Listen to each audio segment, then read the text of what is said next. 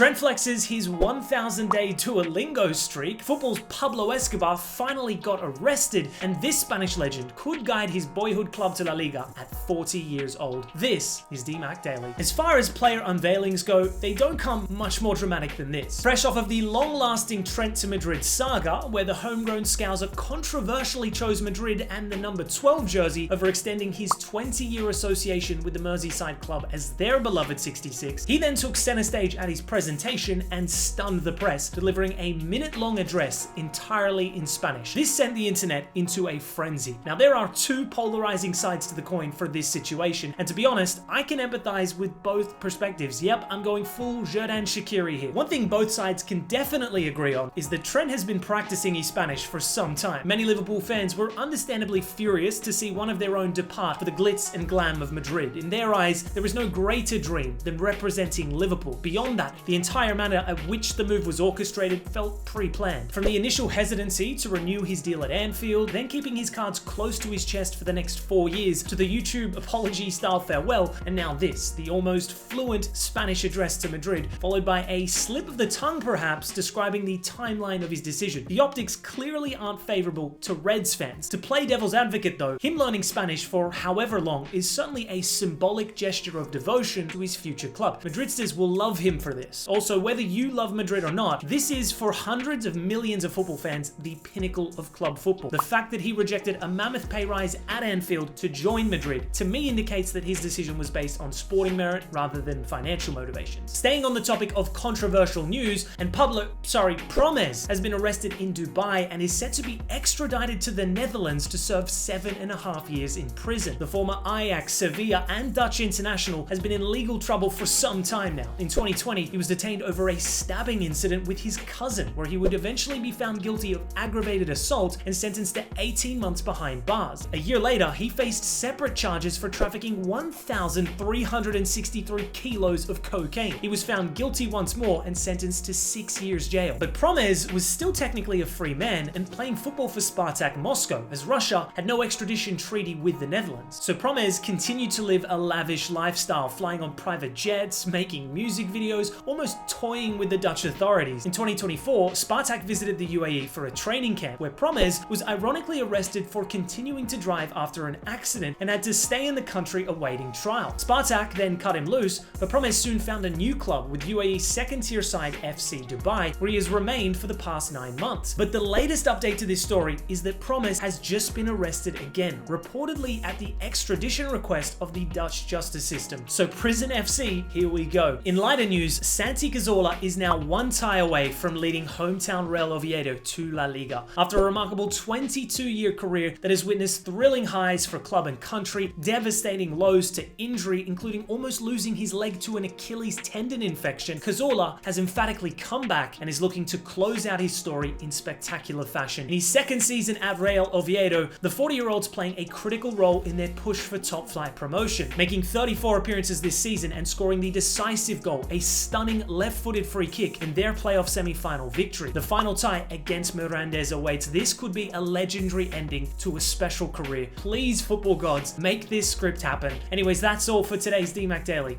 Catch you next week.